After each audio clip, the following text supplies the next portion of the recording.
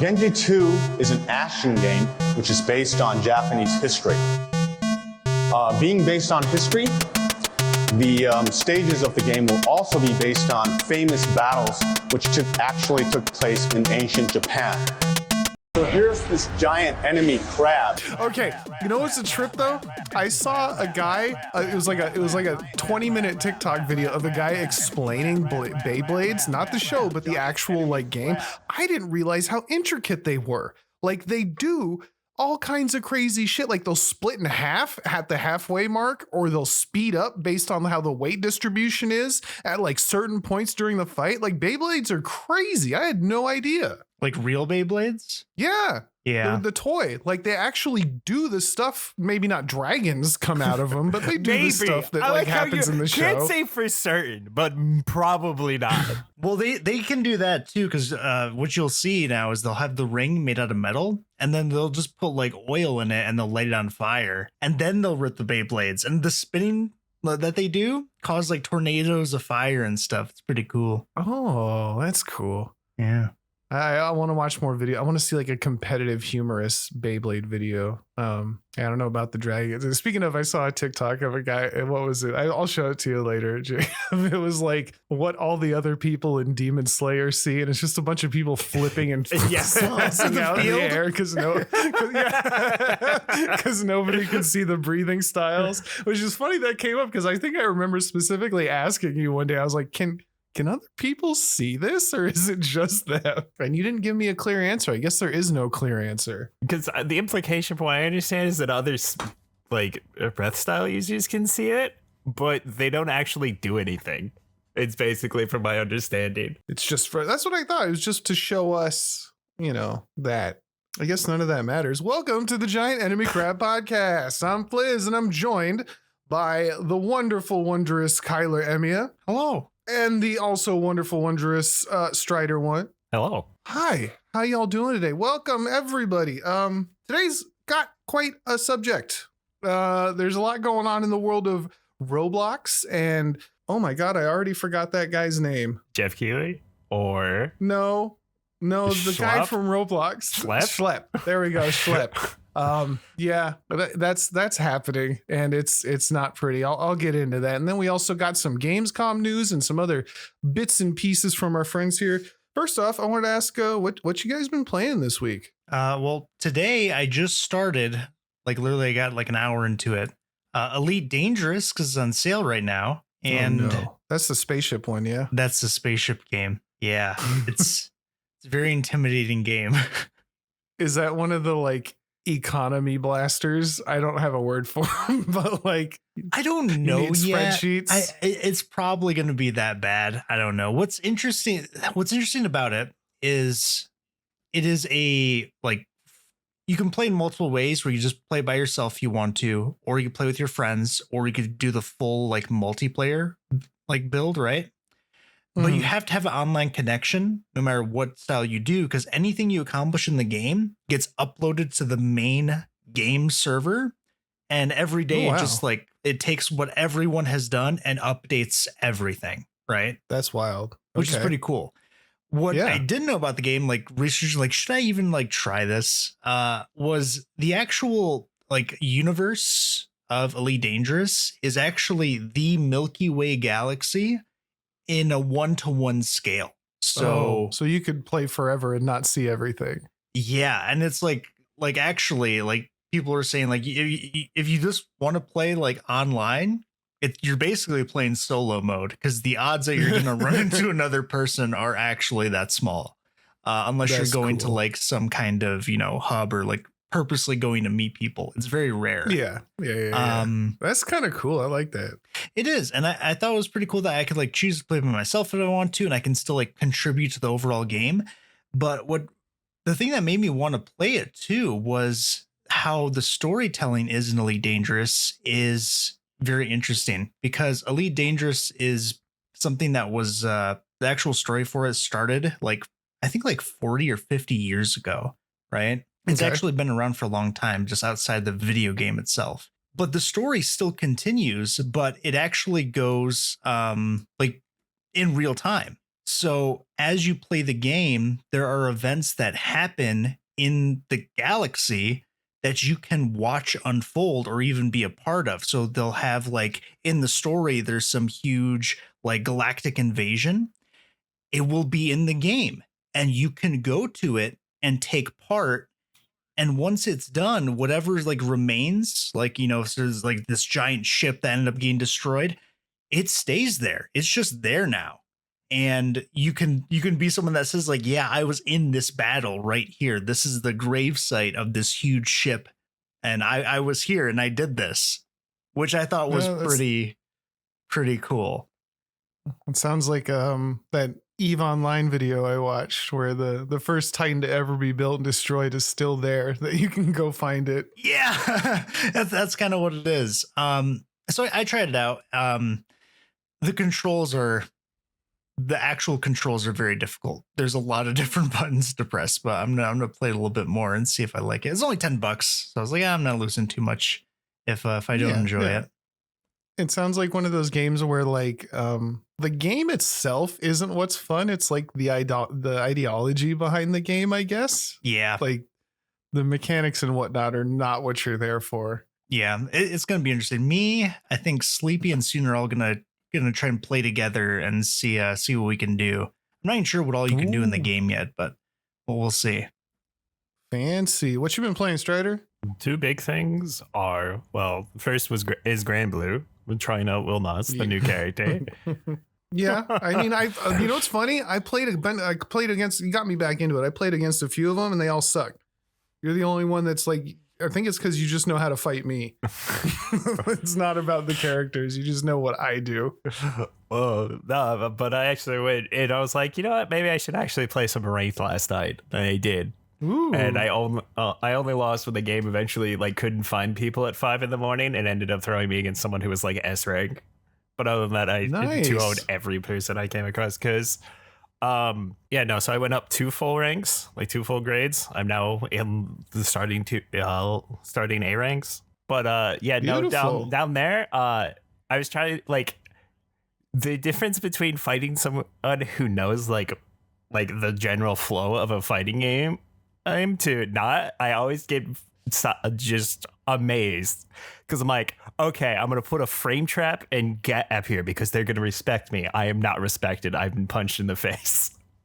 Yep. I think they are always pressing buttons, and I was like, I'm trying to play like I'm gonna expect my opponent to do like a traditional like they're respecting my turn. Nope, opponent is mashing buttons at all times. Dude, this is what I was told. I think the first time we played this game, I remember saying there was such a huge difference between A and S rank, where like it's not even the same game. And it's the same thing in Guilty Gear with Celestial on floor 10. Like you play on floor 10, you get used to it, and you're like, this is kind of ass. And then you go to Celestial, and you're like, I was not prepared.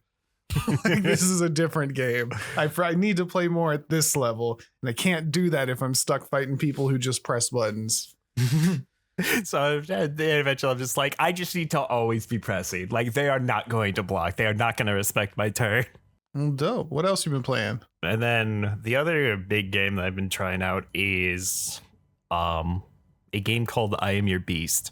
Sounds sexy. It's I would call it sexy, but basically it's these really short levels where you basically have to you play them over and over to try to optimize them. And the entire gimmick is you have an objective. It's usually 20 to 30 seconds long, sort of, where you, like it might be go activate all these laptops, go kill every enemy, or just get to the exit. But the idea behind it is that like it's basically a game where you just repeat and try to optimize the route. Okay. But the other important thing is that based on the way you kill enemies, you get a certain amount of time back to your score, anywhere from like 0.3 of a second to a full second. And the levels are designed in an intricate way that like there's a natural flow to like the way the game intends you to route through each level that you need to find, and like what exactly you're supposed to use to kill people or kill enemies to get the most optimal like score back in terms of timing. And some of these levels are very difficult to S rank because I've been going through and doing the S rank, which are usually pretty significantly tight, and doing all the bonus objectives on them.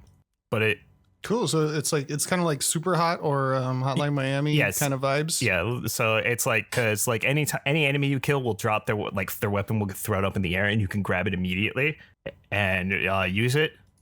So it's a lot of like just like chaining kills together and using the equipment that is like dropped to basically speed through the level as fast as possible.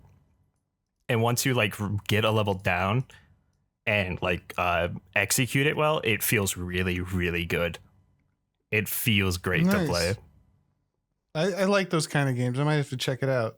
Because it was on sale. It's on sale till the 27th. And I can definitely recommend it. And some of these levels have taken me 30, 40 minutes to complete with the S rank. Nice. Maybe because I keep wanting to buy Wildgate and then nobody seems to give a shit, so I haven't bought it yet. It's on sale. It's $20. I know, it's so cheap too, and it's so fun. It's like the best version of all these shitty little, like, what do you call them? Extraction games we play. Yeah. Ugh. So maybe I'll check that out instead. All right. Well, then I guess on to our my main topic, the only topic I have to talk about today. Have you guys ever played Roblox? Yes. The only time I ever played it was when Strider here like had me play some kind of like Battlefield game mode or something. Yeah, we all did that. Yeah. I can't remember what it's called.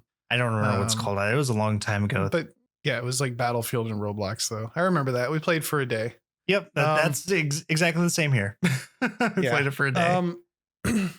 That is, I think, different from the main Roblox situation. Roblox is kind of in a lot of trouble on some of its issues lately.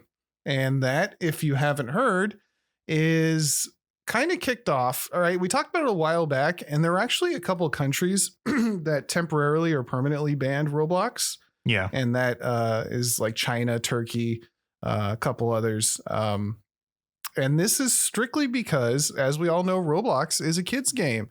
And what kind of bad things can happen in kids' games? You guessed it, fucking creeps, right? They're everywhere. Apparently, Roblox has been a haven for this kind of behavior forever. YouTuber Schlep actually has made somewhat of a career out of catching predators in Roblox.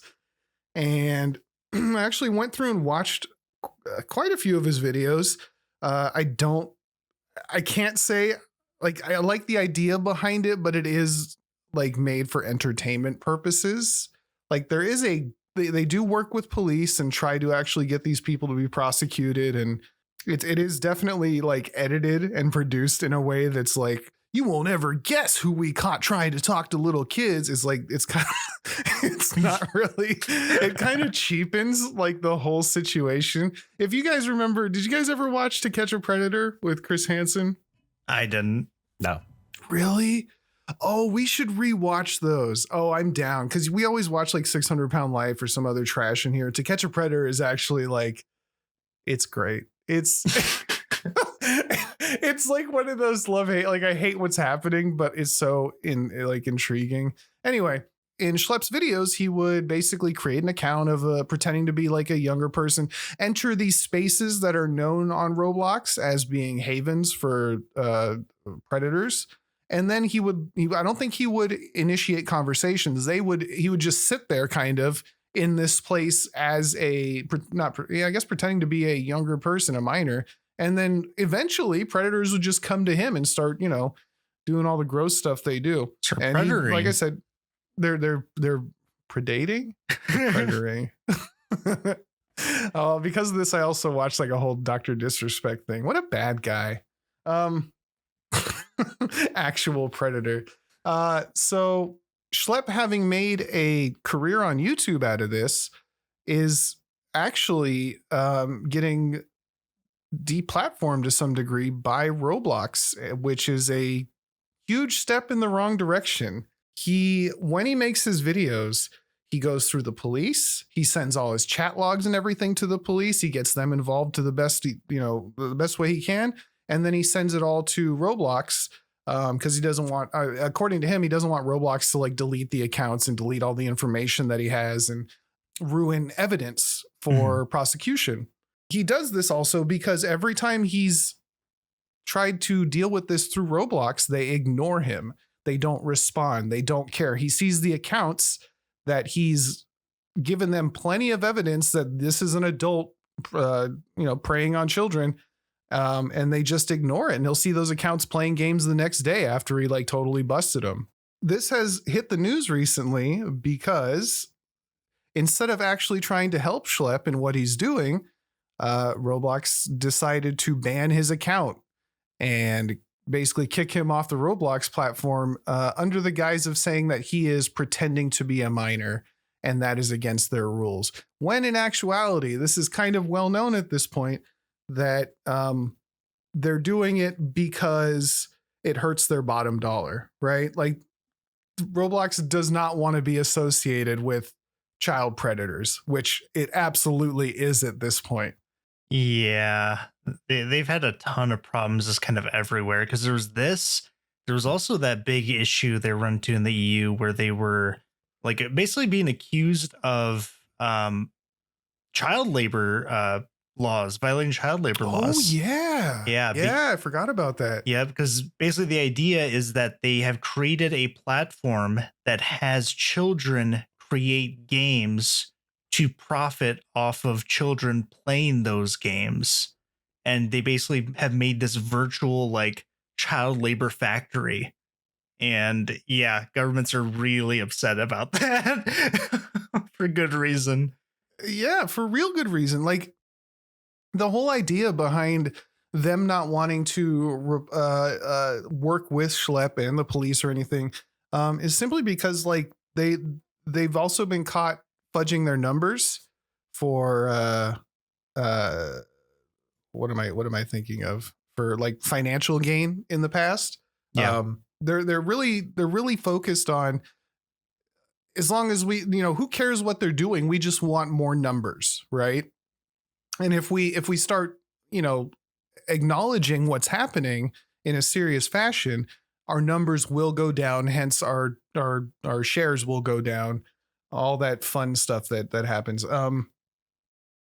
Because of this, well, not just because of this, they actually got sued. According to Polygon, they were sued by Louisiana earlier this week for perpetuating a child predation platform.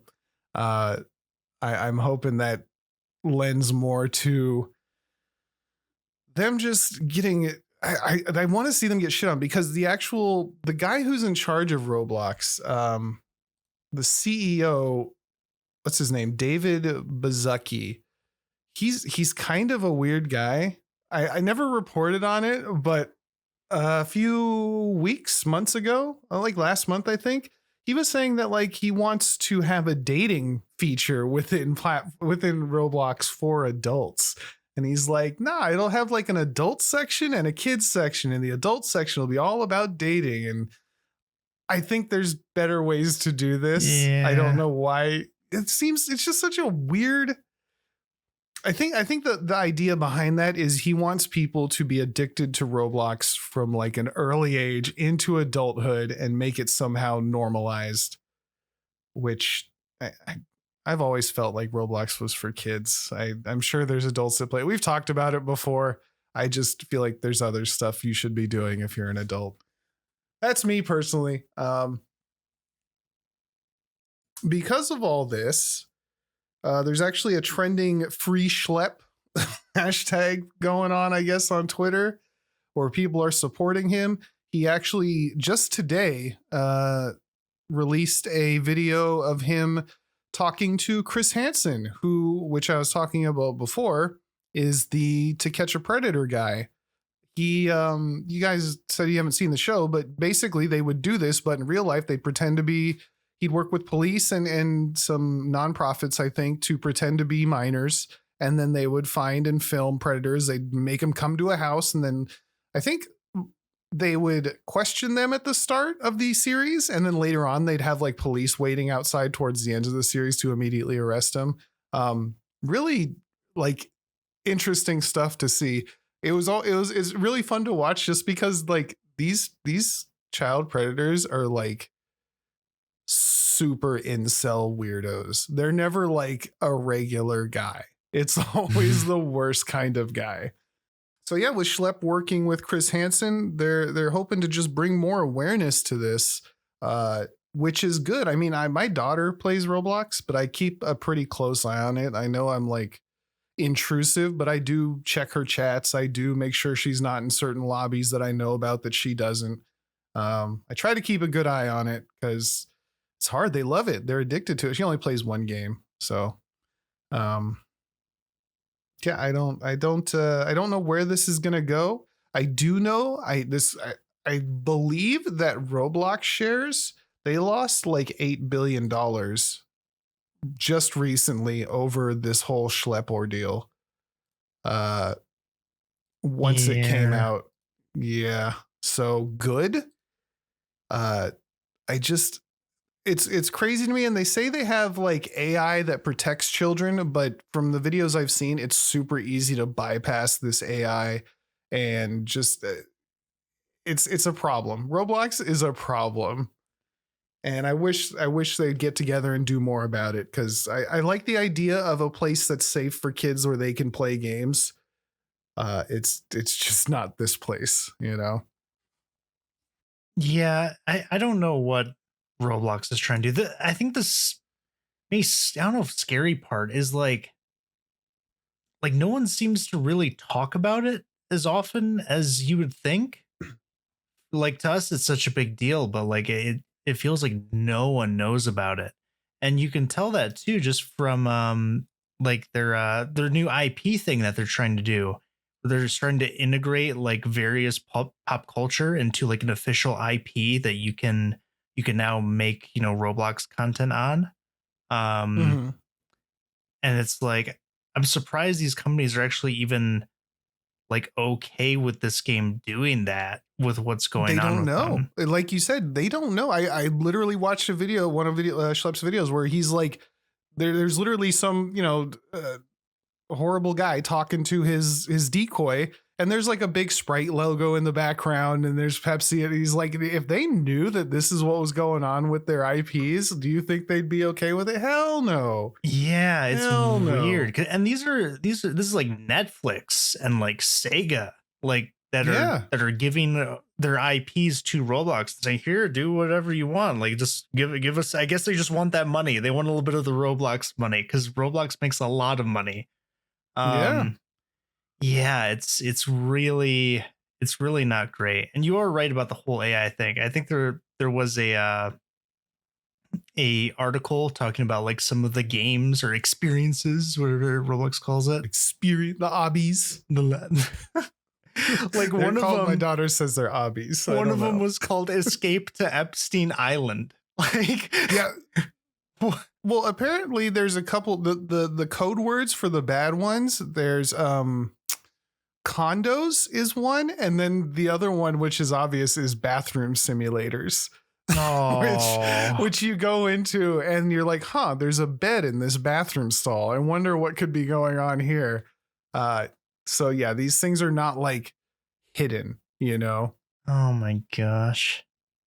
Yeah, and like Roblox will say things like, well, you took it out of Roblox chat and took them to Discord, and that's where, you know, we have a problem with that. And it's like, I'm pretty sure like Discord is like integrated into Roblox to some degree. They at least advertise it. Like there's all these cross advertisements that happen, and it's just bullshit. Like you got predators on your app, fix your app. End of story. I hope you get sued by 100 other people just because this is nothing new. And I grew up online, and like things get pretty spicy pretty quick if you're unsupervised. Like it doesn't really matter how old you are. So I don't know. And the thing too is like they make so much money that them getting sued a bunch might not even do anything, like until there's real legislatures to stop them in general. Yeah. like I said, they never even responded to all this evidence. Like he would send documents and documents. He even said, Schlep said he'd print out all of his documents and physically mail them to Roblox just to get a response. And he would get no response on anything until he released like a YouTube video and it blew up. And then they're like, why are you releasing YouTube video? Like, it's just so backwards, man. You can't have something geared for kids. Oh, now I'm thinking of what our president did. You can't have something geared for kids and then like ignore the safety of the kids. You know, what are, it's backwards. It's all about money. It's sad. It's just messed up no matter what you do. The whole thing, whole thing's a shame. I mean, they might just require Roblox to have all their users do like what YouTube's trying to do, where they want you to like enter in your like an actual ID or verify your age. I guess, but I saw somebody posting on like, yeah, well, YouTube asked me for my ID, but my account was created 19 years ago, so I don't really know I don't know what they're doing over there, but it's not correct. I don't know. Cause even then, even if they ask for ID, it's like they get people to move over to Discord like immediately, you know, like these people, like they need actual, I don't know what the answer is, but they're not trying enough stuff. Yeah, I don't know either. And I guess it always comes down to that question. Is it like, is it really just, we have to rely on parents to stop this and like have the awareness to know? Yes and no, because look, like if you say here, your kid, here's a game for your kid, but you have to monitor them on this entirely because there's weirdos on there. Guess what? A lot of if that was like publicly, like everybody knew that, they wouldn't let their kids on there, you know? Yeah. But Roblox has kind of presented itself over all this time as like, hey, this is where your kids can play. Like it's on iPads and stuff, you know? There's not too many games that I think like Minecraft and this, where I'm like, this is for kids. This is a multiplayer kids game. That's how I just, in my opinion, like you shouldn't be an adult on these games. There's nothing there for you. So that's my answer, I guess. Like go do something else. If you're hanging out in a place where there's a bunch of kids, you're at a park and you're grown and there's a bunch of kids there and there ain't no other grown folks there, you should probably do something else with your life. You know, like it's just, it attracts a certain kind of person. So I think the crazy thing is too, I looked up Roblox news and it's just a ton of them getting sued by parents for child exploitation. And they're all like different cases too. It's not even, there's not even like the same one over and over. There's a few different ones just in the last like week. Yeah, I mean, like that's crazy. Roblox typically, according to Google, has 20 to 30 million concurrent players at any given time. I mean, like, do you know how Steam and Roblox compare to each other in terms of monthly active users? No. Roblox has triple what Steam has. Yeah. And it's all kids. No, well, clearly not. But you know what I mean? Like, it's supposed to be all kid. Like, when I like, okay, I am the only one here who has kids. When I go to school, when I pick up my kid from school and, you know, drop her off and stuff, they'll talk, she'll meet up with their friends and they'll immediately all just start talking about Roblox. It's like the great uniter. I don't know what the phrase is, but you know what I mean? Like, it's just a thing they all do. Like when I'd go to school as a young kid and like everybody was talking about Pokemon, right? Like that's what everybody did. That's what Roblox is now. So crazy stuff. I hope Schlep makes it out of this okay. It seems like he's got a lot of support. I support what he's doing, even though I think it could be done in a more serious manner. But yeah, that's kind of all I have to say about that. I hope I hope Chris Hansen joining up makes this a bigger deal and the Roblox CEO pulls his head out of his ass because he's a weird guy. Yeah. Yeah, so I guess we'll move on from that then, unless y'all got any interesting tidbits that I don't have. Nope. All right then. Well, what you got, Kyler? So first thing real quick, I want to talk about a kind of interesting game that I found. It hasn't been out yet, but it's been in development for a little bit now. It's called Fellowship, which if you haven't heard about it, it's going in early access in October. And Fellowship is kind of like a blend of like MMO and a MOBA and ARPG, where essentially you choose like a hero to play as, and they have like one of the three, classic MMO roles, either a tank, a DPS, or a healer.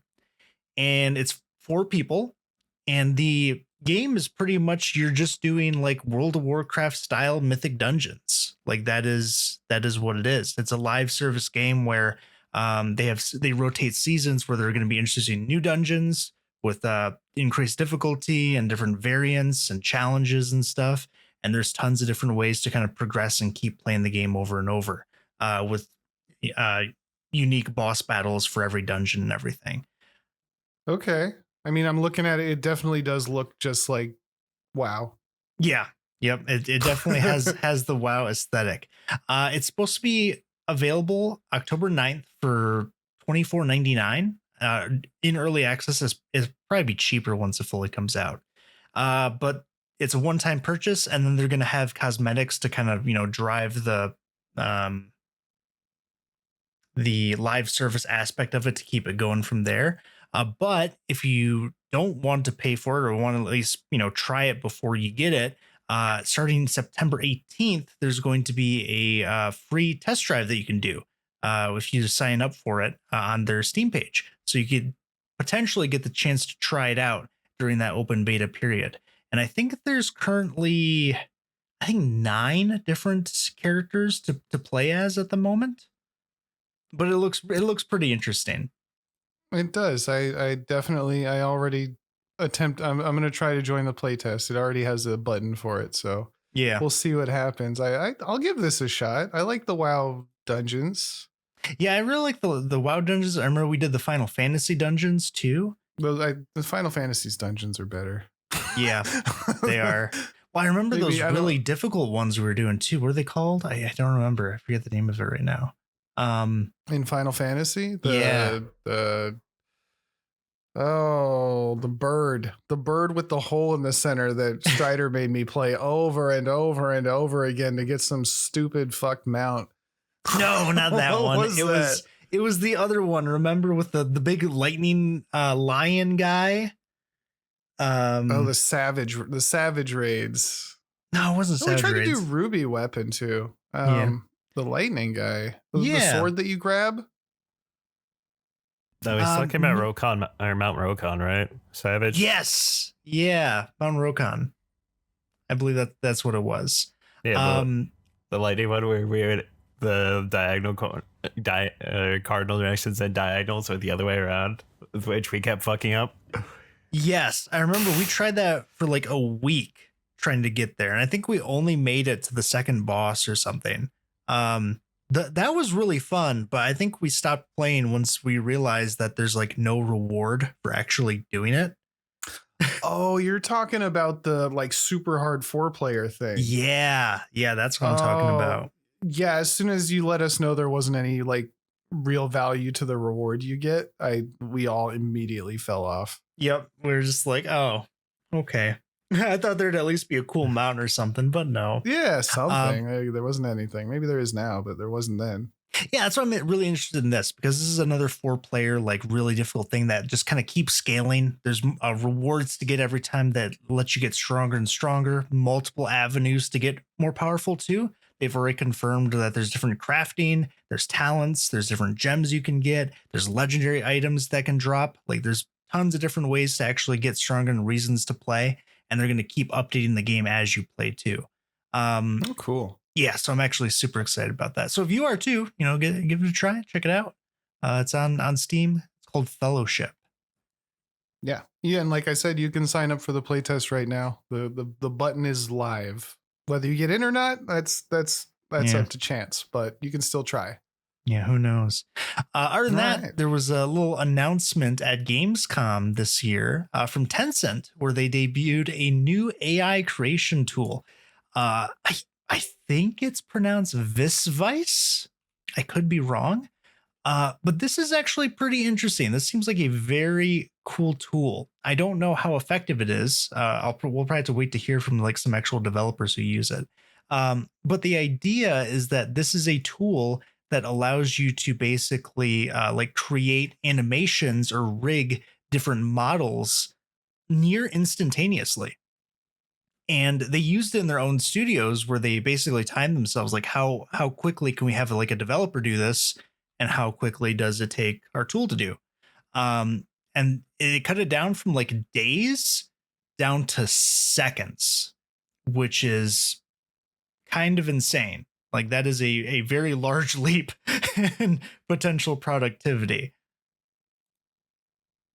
Yeah, I know. I wonder if this is going to be, I mean, I'm looking at it. It already has more information on it than Muse did. So, it's from what they showed, like it seems to work. I just don't know. Like, again, it's always that issue of just like there's got to be limits to it. There's only so much that it can do. So I wonder what it is. I think either way, it's probably gonna be something very useful. And, I'm just curious to see how far it can actually go and how useful it is, especially because there was an article about all these AI, like, have enhancements to workflow that's been going on. And from studies, they've really been finding that a lot of these technologies don't really do anything. Like they don't actually make like game development more productive really at all, despite so many developers actually using it.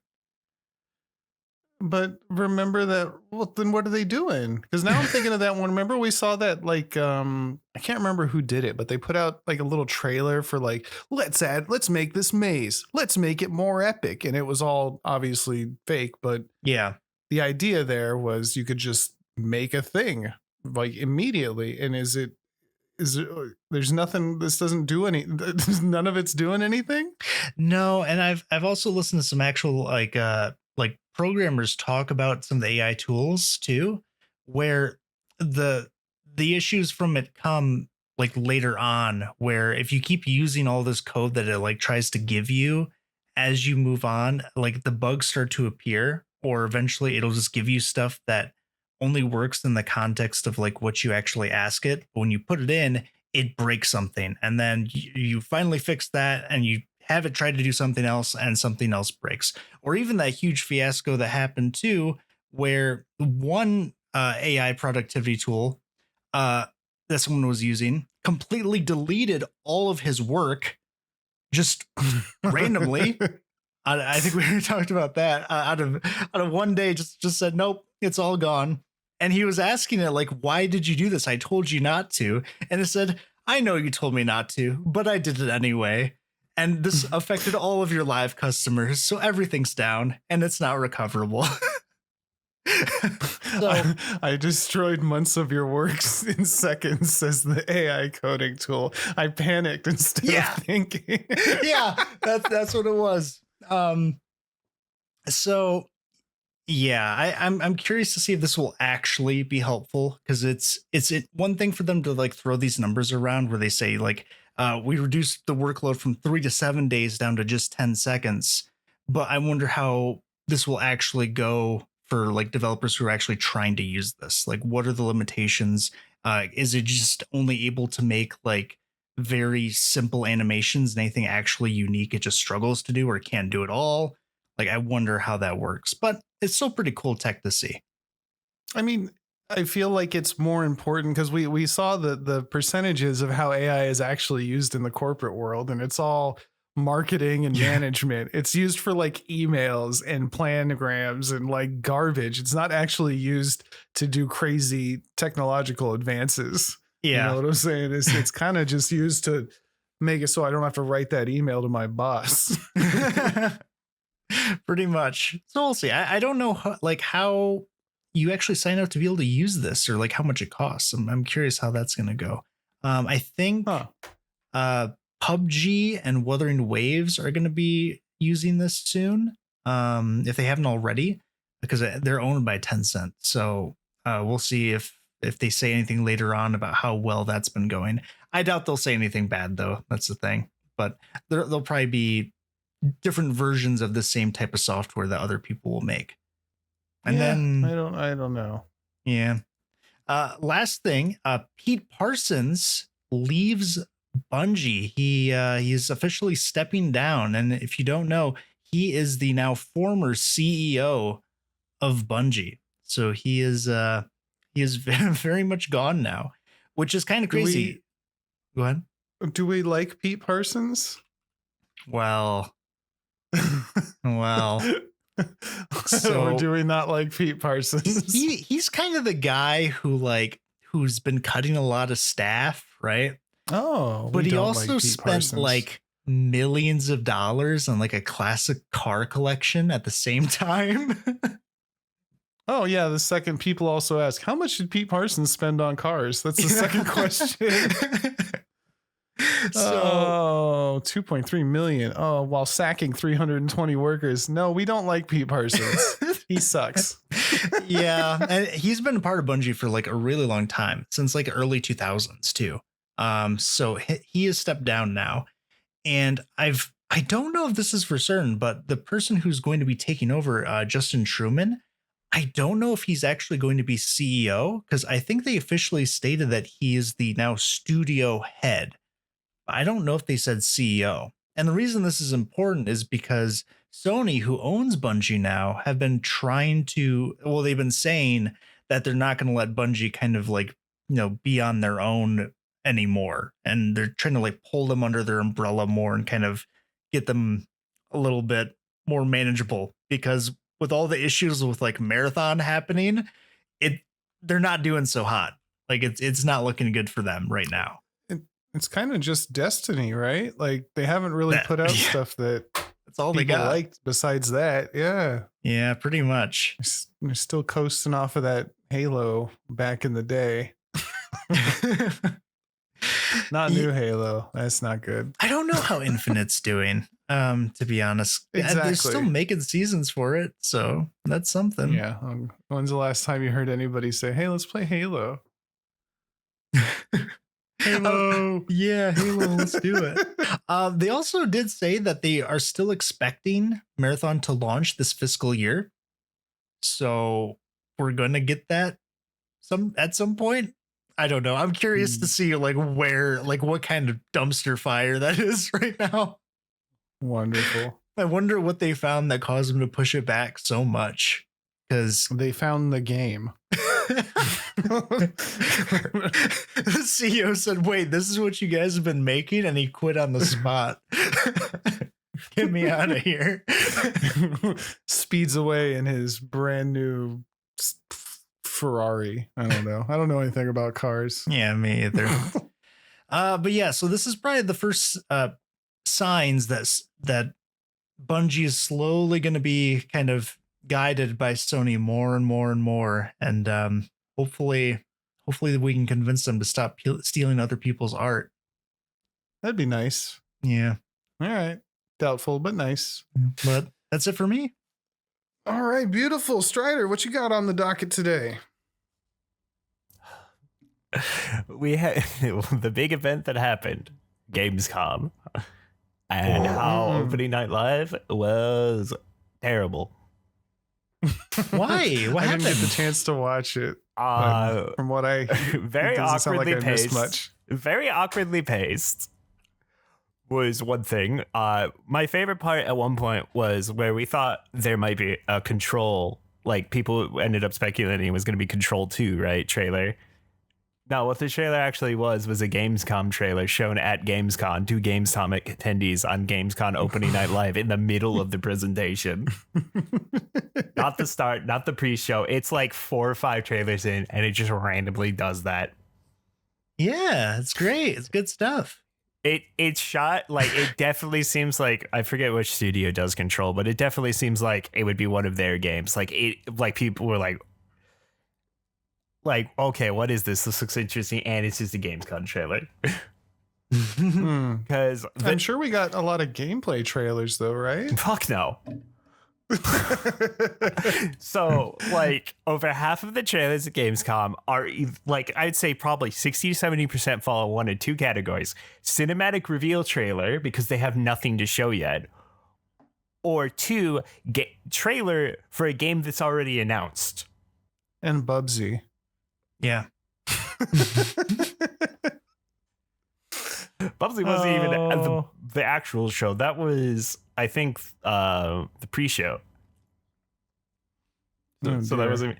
The other thing is that I couldn't tell you like where one game ended and the next game started sometimes because they are felt so similar for a good chunk of these. Like it is Souls-like / action, like restrained character action game number 7, or a maybe battle royale, maybe action shooter, maybe something else aesthetic made in Unreal Engine 5 game number 6 was a lot of it. There was multiple times where I went, didn't I like legitimately went, is this not the same game as from earlier? Yeah, that seems like a feeling I had for like all the recent game shows, like the last couple I've seen, where I'm like, is this another Zenless Zone Zero or random FPS game that none of it feels original, you know? Oh god, what was the game I'm thinking of? Like the one that really got me, I think was the one called Time Takers. I think this is it. Not Lego Batman. Oh no, Time Takers was something else. Time Takers was just battle royale number 6, but all the characters are just like time jumps, like people from history or something. Like not important people from history, just like a generic mercenary dude. From what I can gather, like here's a samurai who has a gun. Guy. Like I can't even put. I have a list of all the games here, and I can't find it because I don't remember. Is it this one? But yeah, no, because strong start with Call of Duty, of course, where they said they're gonna do this thing that's never been before seen, or like 37 buzzwords per minute. But what was it? What are they gonna do? Co-op campaign was like the only thing I remember. Oh my god, that's what people are clamoring for.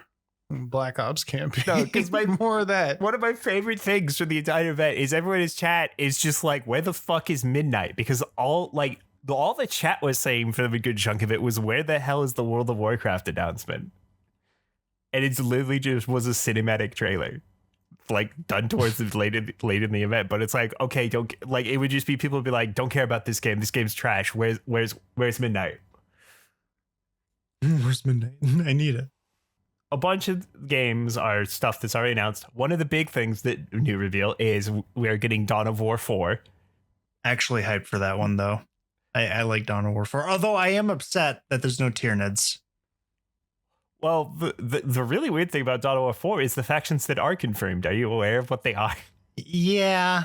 It's a very strange combination, but they got to be able to sell the rest as DLC. You know it's true. They're going to. They always do. That's just how Games Workshop does. I'm just so sad that there's no Tyranids, because I don't think the first Dawn of War didn't have Tyranids either. And I was happy because this one has Necrons, I'm pretty sure. Yeah. But no Tyranids, which is I want my Tyranids. Too bad. You get orcs. It's orcs, Necrons. Orcs are cool too. I think I forget if it's just the Space Marines or what they're what they're underclassified, and also the the mech dudes. The Adeptus Mechanicus? The Adeptus Mechanicus. I couldn't think of their name. Yeah. Yep, those are your 4 factions, which is a very strange spread. Yeah, it's not a very large one either compared to the original. Well, no, because that's being unfair, because I'm when I played the original one, I already got like all the DLC with it. So I had an expanded roster. 4 is not too bad compared to a similar RTS that just released, Tempest Rising, which only has 2. So 4 is actually, it's pretty decent. I just think it's because like the split of this Mechanicus and the Space Marines, you just feel very similar. It's like, okay, you have like the color blue and the color darker blue. Like they're the same faction. I thought they'd at least put the Eldar in them or something, but no. Adeptus Mechanicus, I think it's the first time that they've ever been their own separate faction. Well, like it's more surprising that Chaos isn't in here is the part that gets me. Yeah, Chaos Space Marines too. I think that was the original Dawn of War, was the Chaos Space Marines. Yeah, some of the other things from there is we're getting a Sekiro anime, which I guess is a thing. I never played Sekiro, so I don't have as much of an interest with it. It looks pretty interesting. Do we know who's doing it? I'm not 100% certain if we know who's doing it. I know Crunchyroll is responsible for it. Like it's coming exclusively to Crunchyroll. They're responsible for it. I love it. Yeah, no, that seems pretty cool. I don't think it's following the same person from the game, right? Or like it's an adaptation, but not the actual story from the game. It's just the story, from what I can tell. Oh, it is. Okay. Yeah. I thought it was like because what they showed off is basically the end of the prologue. It's literally the moment that Wolf gets fucked up in the tutorial. It's the tutorial fight you're supposed to lose. Is he still really short? Probably. I was curious if they're going to keep him short or make him taller or something. We did finally get our look at Lords of the Fallen 2, and by that I mean it was a cinematic trailer that looks like, at this point, not very unique. Yeah, wait. Well, yeah, Lords of the Fallen 2. Yeah.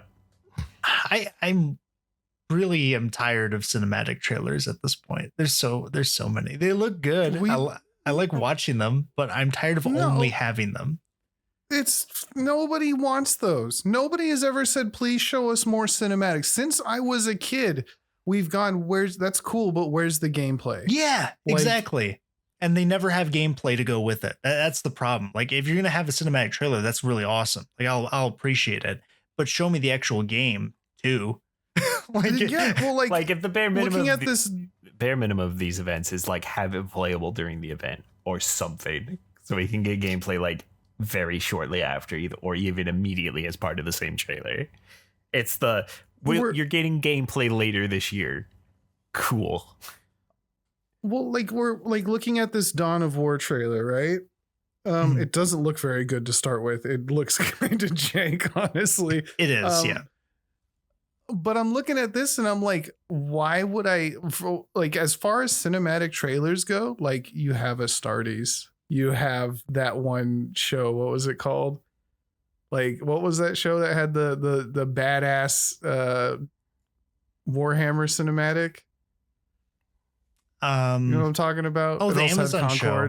The Amazon show. Like I've seen stuff that blows this out of the water, and it I'm not saying that this should be the same quality. I'm saying that like that's not what anybody's here for.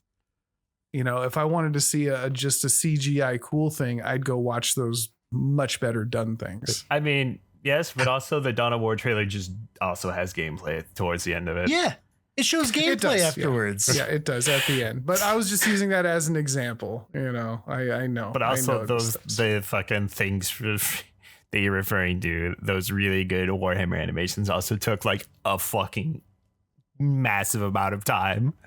Yeah, when I say cinematics, I mean like the Overwatch cinematics or the WoW cinematic or Astartes, like the really good ones. Those are cool to have, but if you don't show me gameplay afterwards, I don't really care. You know what I mean? It frustrates me because now I don't know what this is. I don't know what the game is. There's also a really good moment from Gamescom where So early in the event, we got a World of Tanks 2.0 premiere trailer, right? Whatever exactly that means. It's like Guilty Gear 2.0. And maybe, who knows? Fucking insta-kills are coming to World of Tanks. But towards the end of it, there was another announcement by Wargaming, and Jeff goes, and now for something you've never seen them do before, right? And then they announced World of Tanks Heat World. What is that? Like, I'm not even sure exactly how to describe what it seems like a very less serious World of Tanks. Like arcade? Like definitely more arcade, but also like maybe there's like there's a rail cannon tank. But like I'm not sure because it's, you know, another cinematic trailer. They're saying it's a hero shooter with tanks. Cool. I mean, yeah, kind of. I'm kind of down for a hero shooter with tanks. Did y'all? Sorry. Yeah. Did y'all ever go to like arcades and there was a tank game in every arcade that was like it was like very expensive, but you'd sit down and you go fight the other tanks. It was it was like a hero shooter with tanks. Maybe it was like a 1v1 or something, but right. I can't be the only one that played that game. I love that game. I'd have to see gameplay, but there's a good chance I did. Yeah, no, but the part that kills me in the trailer is there's one point where the tank does the Akira slide, but for the middle line, it's the dude hopping out of the tank and sliding along the floor. Like, it is the most, it runs purely on World of Cool. It was just really funny, Jeff, because this is like the third to last announcement, too, to give in context. He's just like hyping it up as this brand new thing Wargaming's never done, and then it's just hero shooter tanks, I guess. Which is so funny. That's crazy. I wonder how they feel coming out and like trying to hype up something that's just, we've seen it, you know. Here it's kind of like the guys going out to talk about Diablo on iPhones or whatever. It's like you got to just bite into it because nobody's gonna be happy. What else was there? We got a little bit more gameplay, like a very small, like I'm guessing some part of the intro section. We got another look at Resident Evil Requiem. And in being introduced to our new character. I can already tell you'll probably hate this character, Flaze. I hate a lot of characters though. No, so like fine. you're gonna really like more than the averagely hate, because this person whines like whines constantly. Like it was very noticeable. They literally, while I was watching the real trailer, I'm like, Fliz is gonna hate this character. They keep complaining about everything. Yeah, maybe. I don't like character. You know what's funny is I like to complain, but I hate listening to other people complain. Well, maybe it's just like in games and movies when I'm like, you got bigger problems. Stop bitching. Like, just handle your business. The game I was thinking of was Tokyo Wars, by the way. I'll have to send you a link, but this is a game that was in every arcade. Sorry, I'm on a little tangent, but I think I was like, why do arcades suck now? It's because arcades are dead forever. They'll never come back. That was a period of time that can't exist anymore because you'll always have better stuff at home at this point. Anyway, sorry. Resident Evil. I'll hate it. Yeah. I've been completely. It'll be fine. I haven't watched it. I'll watch it. There's not much there. But important thing is that I think it's the same director as 7. Like it's definitely giving 7 vibes over 8. Which I like the first 3/4 of 7. Or the first half, maybe. Kind of falls off a bit, but you know. But we also got our next Black Myth game announced. Another cinematic trailer. Okay. We got a release date for Vampire the Masquerade Bloodlines 2. Dude. October 21st. I'm so mad. About I'm what? so mad about that game. Are you talking about the two clans that are you have to pay extra money for? Everything. They just Don't even release it. Just delete it. I'm so upset about that game. And I can't even be mad at the developers, the Chinese room, because they took it over. It's just not Vampire the Masquerade Bloodlines. Like they've removed so much from that game now. It is not the same game. And yeah, if you didn't know too, it is a $60 game, and part of the like character creation is you get to choose like your clan, your bloodline that you come from as a vampire, which selects your special abilities you get. There's only 4 of them if you buy the base game for $60. But if you pay an extra $30, you get 2 bonus ones, which is just awful. Especially because that's still less than what the original game had too.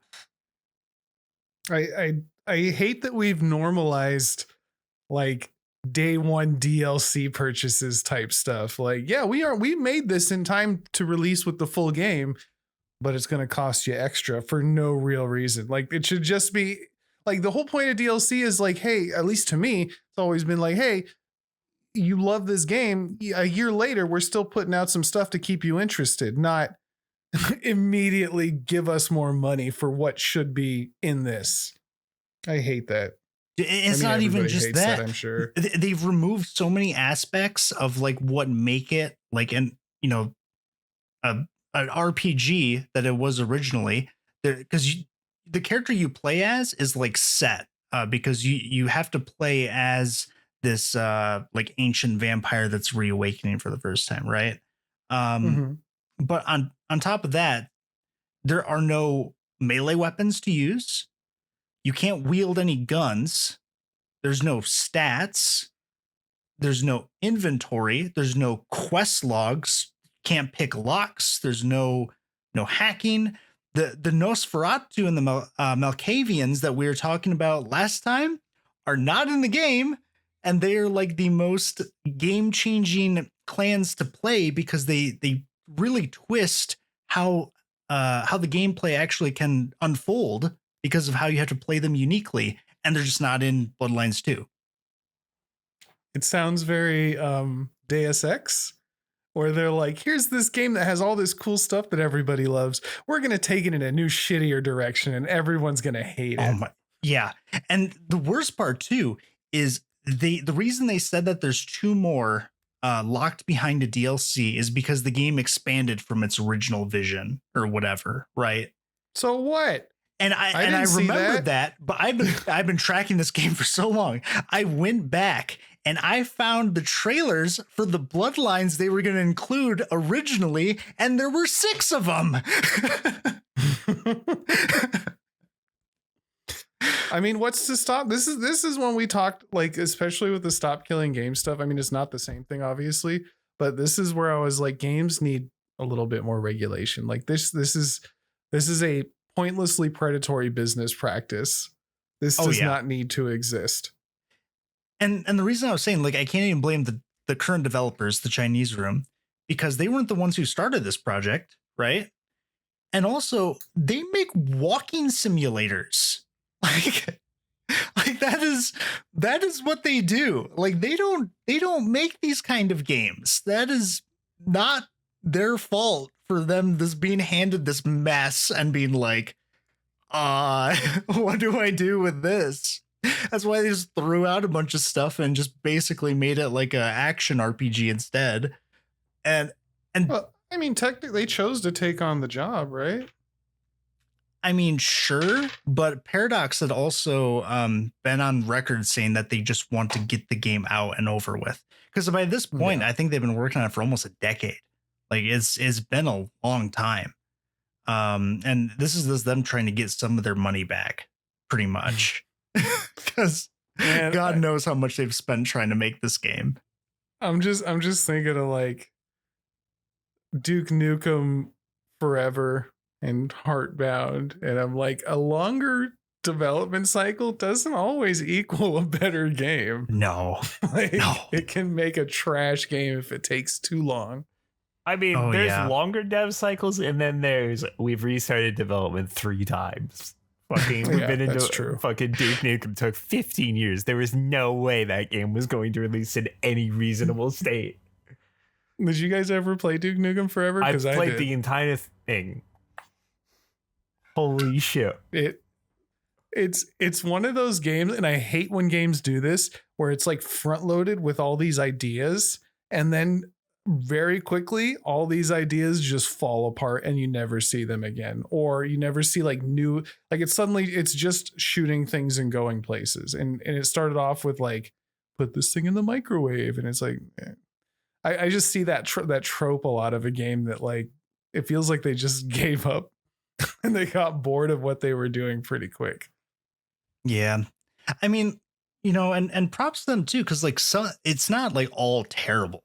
Like the game looks great. The atmosphere, the lighting, all the actual facial expressions on the characters, the voice acting, like it's all really well done there. It looks, you know, fantastic, but it's not a sequel to the Masquerade Bloodlines 1. Like it's just a different game, which is not what I wanted. You know what I mean? Yeah. That's why I'm very upset about Bloodlines 2. And then the paywall day one, just that cherry on top, is so awful. And what's worse too is that there's 3 versions of like premium of the game you can buy, and it's only in the most expensive one. There's like a $60, I think a $70 and a $90 version.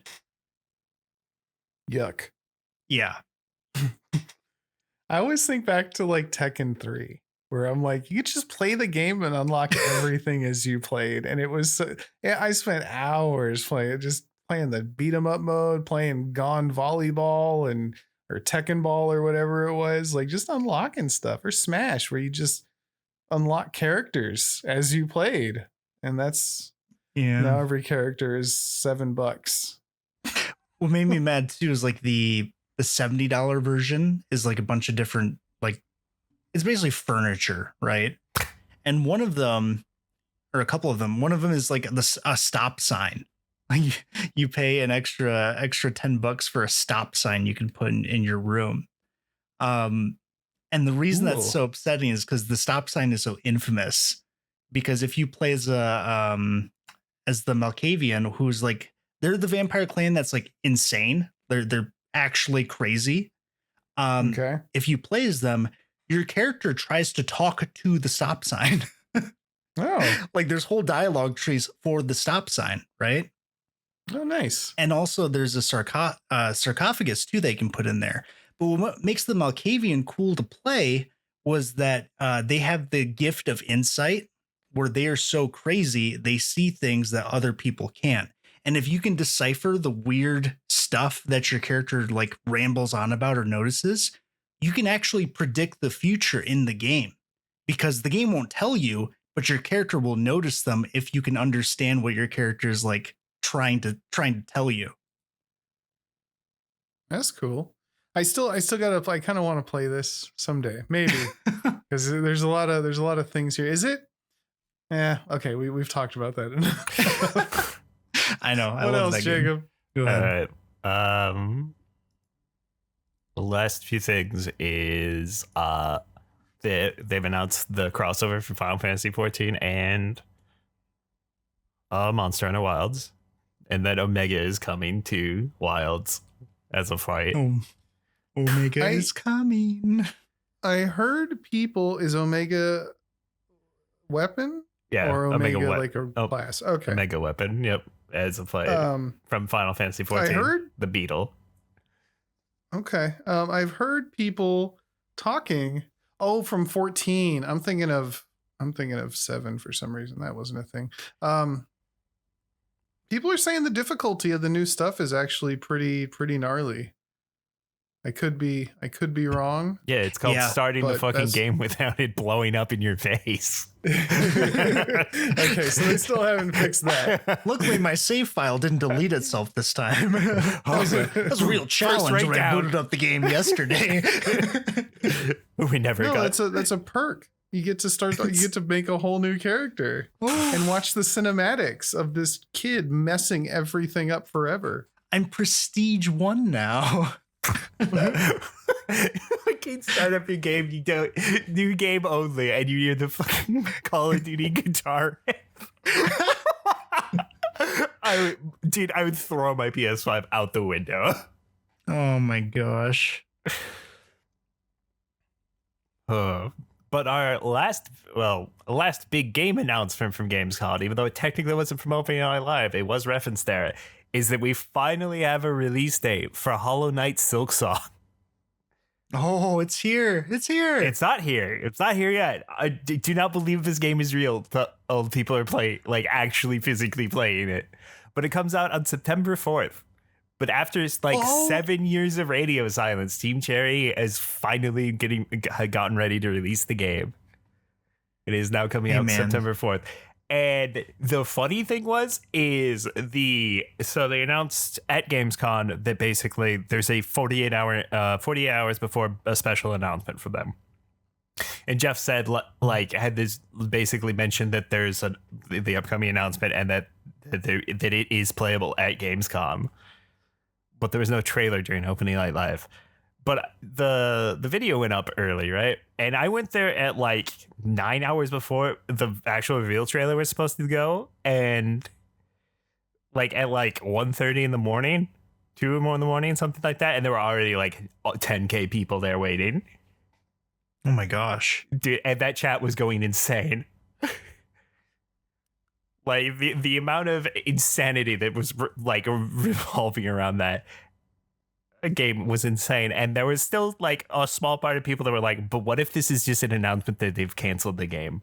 Because that community would actually self-destruct and it would take out a chunk of the internet if it did. They're like, the real Silk is the songs we made along the way. Dude, that chat was insane. But yeah, no, because they've been basically waiting on the game for 7+ years, and Team Cherry has said nothing because they've just been quietly working on it. Because the Team Cherry is it's just 3 people, I think. They're all perfectionists, so they wanted to make sure it was perfect. Because apparently the only reason the first game originally released the state it did is because they just ran out of money.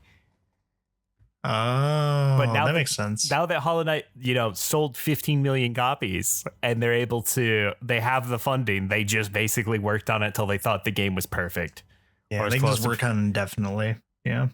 And they very much did. And they just waited 7 years because it was supposed to come out multiple times. It was announced 2018, I think. Something like that. It was originally supposed to come out 2022 or 2023. And, we're finally getting it at the end of 2025. Yeah, it looks really good. I'm looking at it right now. Yep. Yeah, over 40 bosses in this one, too. Yeah, which is about the same as the first game in terms of after it's gotten all of its updates and DLC releases. That's crazy. All right. Well, hopefully it's real. It might not be. Who knows? I mean, it's not out yet. But yeah. I think in the end there was more people watching the Hollow Knight announcement than were watching the game in Gamescom Opening Night Live for a good chunk of it. It was crazy. That is pretty crazy. No, but I'm seeing gameplay. Yeah, there's a map. It's real. Dude, it could be fake. It could be fake. Trailer footage. Yeah, that's true. What was that one game that the whole thing ended up being fake? Anthem. Okay, I thought you were talking about Anthem or the Watchdog 2, where they had a specific section of the build that they used for, I think, Evo at the time, right? And it got leaked at some point, and it was literally if you'd they only showed off what was finished. If the camera panned slightly off of where it was supposed to during the trailer, the wall texture was unfinished. But yeah, that's the end of the game announcements. The last big thing I wanted to talk about was the fact that GeForce Now has announced that there's some major things coming to GeForce Now. Ooh, that's good news for you. Yep. Big thing is that they're going to start rolling out the 5080s, the Blackwell series, to their servers starting next month. And like if like I think because what they actually use isn't like the normal 5080s, it's like their server GPUs, right, configured. And I think they said it's gonna have like 48 gigabytes of VRAM, which is a little overkill. And the other bit, and they're also upgrading their CPU from like 2 full generations, from Zen 3s to Zen 5s. And CPUs were definitely the big like bottleneck for these beforehand. Yeah. If y'all don't know by now, GeForce Now is where if your computer sucks, you can pay a service, and then if your internet's good, you can use somebody else's computer that's nice and play your Steam games, and not have to worry about quality or anything. So it's pretty good. It's actually pretty cool. Yeah, it is. I think the only thing that sucks with it now is just the limitations they put in how long you can play if you're not grandfathered into the program, which I don't know where that's at currently. It's 100 hours plus up to 15 hours rollover to the next month. So up to hours. And that's for main users, because I know like other certain countries like work with it NVIDIA through partner programs, so they have different restrictions based on the partner. Like I think like one of the popular ones in Brazil is like 40 hours each month. And then oh really? Dang. Yep. Which like I think they said like 6% of their users actually would hit this. But the problem is that like the 6% that do will go like triple over that potentially. Yeah. Yeah, I definitely hit that. Yeah, because you basically is that for Ultimate too? Yeah. Oh geez.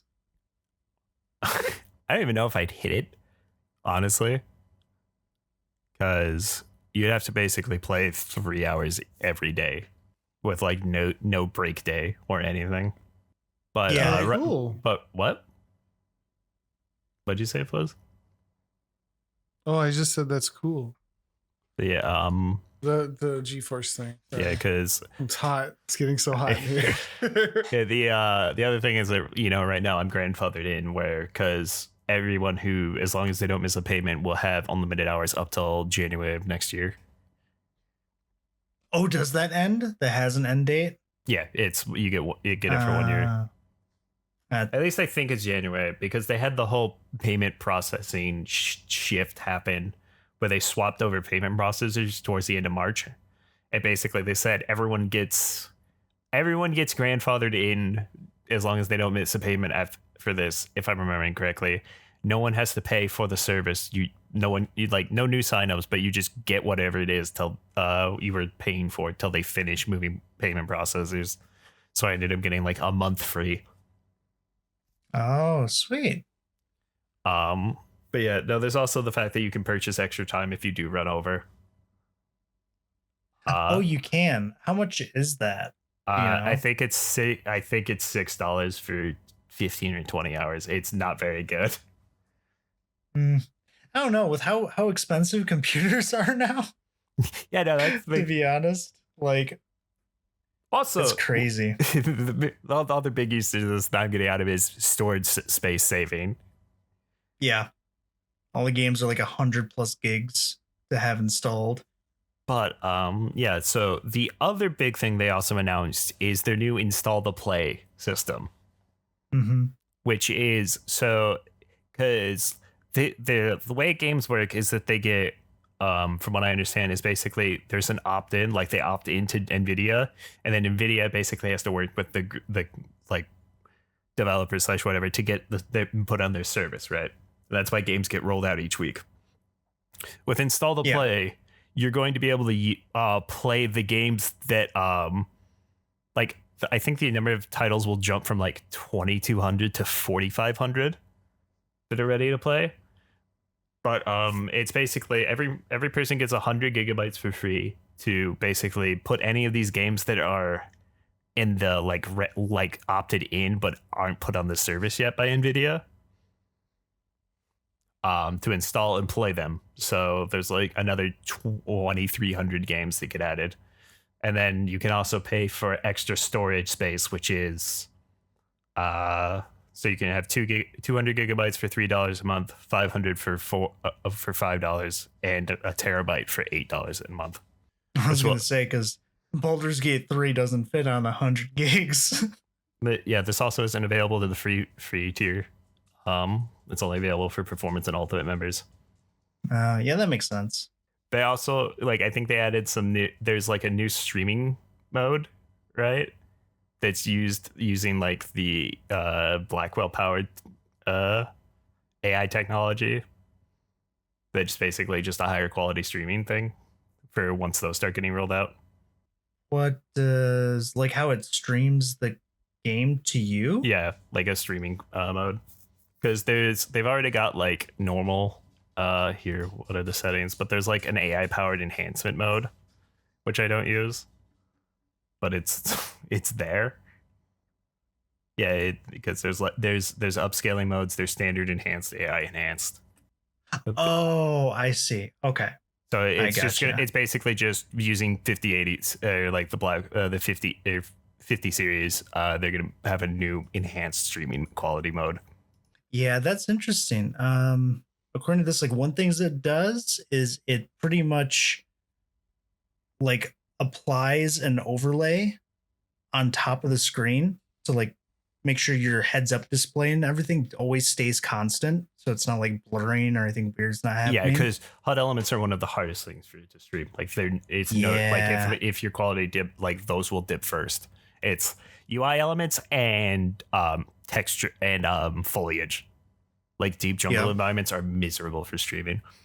The other important thing that I learned a while ago was that you can actually just like downscale by basically, because what I have it do is I have the hosted like machine run at 2K and then downscale it to 1080 for me, and it significantly improves the performance, like the picture quality, especially when streaming.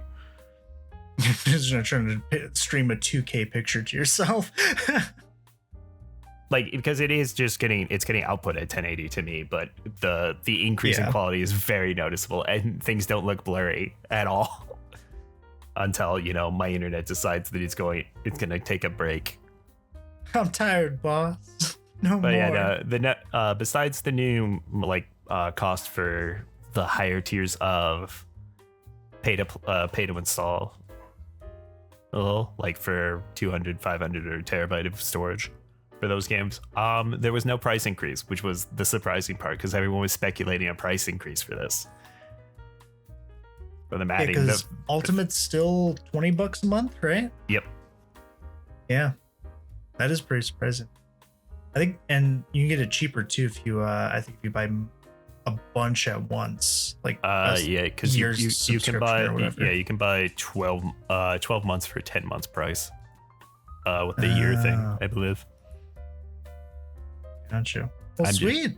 I'm just afraid to swap over to that year thing because I don't know if the grandfather thing counts. So I will do that probably in January. All right. But yeah, that is the last of my things. Anything else? That's the last of my stuff. Beautiful. Well, I'm gonna call it there. It's hot. I'm dying. I think I wanted this weekend try and figure out this Roblox thing. See how bad it really is. That piques my interest. Do some deep diving detective work. Yeah. Thank you all so much for listening. We really appreciate it. Wherever you're listening this to, wherever you're oh my God, it's too hot. Wherever you are listening to this, leave 5 stars or a thumbs up or whatever. If you have any questions or comments, feel free to hit us up at giantenemycrabpod@gmail.com or follow us on Twitter, Blue Sky, YouTube, TikTok, or the podcast sites. And I think we'll catch you next week, right? Hopefully. Beautiful. And yeah, that'll be it. Bye-bye. Goodbye.